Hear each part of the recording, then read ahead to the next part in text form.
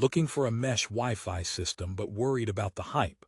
You've heard Google Nest Wi-Fi is the easy solution, promising to blanket your home in fast, reliable internet. But here's what surprised me after months of testing. This system has some frustrating flaws that nobody's talking about. Therefore, before you spend your money, you need this honest review. For the best price, click the link in the description. Let's start with the unboxing because it feels fantastic. You get two sleek, minimalist units that look like oversized air fresheners. They're so simple they make your old router look like a discarded prop from a 90s sci-fi movie. Setup is arguably its best feature. You plug one into your modem, open the Google Home app, and you're basically guided by the hand.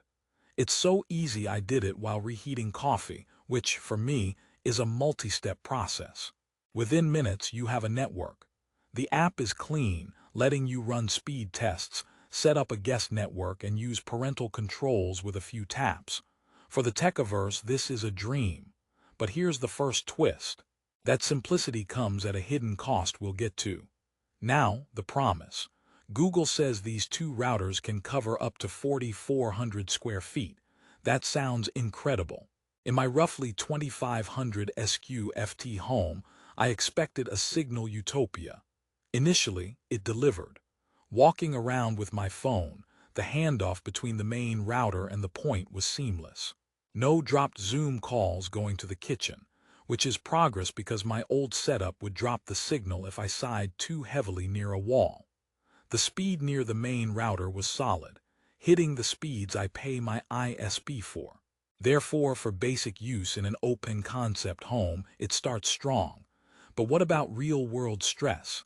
This is where we hit the first major problem. The design, while pretty, is a practical nightmare. There's only one Ethernet port on the main router. One. My old budget router had 4. This means if you have a desktop PC, a gaming console, a NAS drive, or a smart TV you want on a wired connection, you immediately need to buy a separate Ethernet switch. It's like buying a car with only one seat and being told you can buy more seats separately. For a system at this price point, that's a glaring omission. The secondary point, by the way, has no Ethernet ports at all. It's wireless only. So if you hope to use that as a wired node in a far room, forget it. Let's talk about performance because specs on paper are one thing. Google says it can handle 200 connected devices. I don't have 200 devices, unless you count my questionable collection of smart bulbs, which I do. Under normal load, a few phones, laptops, streaming on the TV, it's fine. But start adding pressure, like multiple 4K streams while downloading a large file, and I noticed latency spikes. Online gaming. It was okay, but not the rock-solid, low-ping experience I'd want for competitive play. The system intelligently manages traffic, but it prioritizes stability for many devices over raw speed for a few. Therefore, if you're a heavy-duty user or a serious gamer, this might feel like a polite butler who's quietly overwhelmed. Now, the biggest issue and the reason for this video's title, the dreaded Google ecosystem lock-in asterisk. This isn't just a router, it's a data-gathering Google Assistant in disguise. To use any advanced features or even see connected devices in detail, you must use the Google Home app. That means a Google account. It means integration into their home ecosystem. The privacy policy is, well, Google's privacy policy. If you're uncomfortable with that, this system is a non-starter. It's less of a tool you own and more of a service you're allowed to use. I joke that it feels like the router is borrowing my internet to send telemetry back to the mothership. That might be an exaggeration, but the lack of a traditional, standalone web interface for tweaking advanced settings is a real con for control enthusiasts.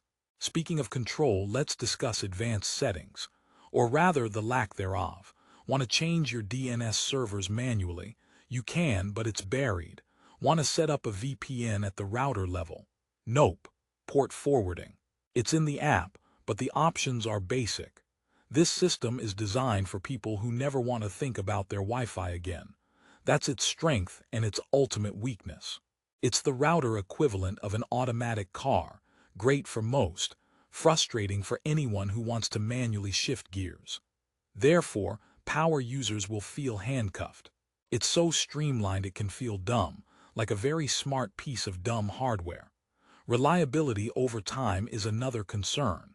The automatic updates are a double-edged sword. Yes, it stays updated and secure without you lifting a finger. But I and many users online have experienced odd performance hiccups or dropped devices shortly after an update. It's as if the router needs a nap after learning new tricks. Furthermore, if your internet goes down and comes back, the Nest Wi-Fi can sometimes be sluggish to reconnect, requiring a manual power cycle. My old dumb router would reconnect like a loyal dog. The Nest Wi-Fi reconnects like a cat on its own time after considering its options. Is it all bad? Absolutely not. Let's snap back to the positive. For the right person, this is a fantastic product. Who is that person? Someone with a large, but not overly complex home. Someone who uses mostly wireless devices and doesn't need multiple wired connections. A family that values the simple parental controls and guest network features in the app. Someone already invested in the Google ecosystem who doesn't mind the integration. If that's you, the Nest Wi-Fi will likely be a huge upgrade over an ISP's rental gateway or an old single router. The coverage is good, the mesh handoff is smooth, and you'll probably forget it exists, which is the goal. So what's the final verdict? Should you buy it? Therefore, let's be clear. Don't buy Google Nest Wi-Fi if you're a gamer, a privacy-conscious user, a networking hobbyist, or someone with several devices that need Ethernet cables. The port shortage and ecosystem lock-in are legitimate deal breakers. However, do buy Google Nest Wi-Fi if you want the simplest possible setup for reliable whole home coverage. You live in a wireless-first household, and you just want your internet to work without ever thinking about it. For that specific user, it delivers on its core promise. It makes Wi-Fi boring, and sometimes boring is exactly what you need.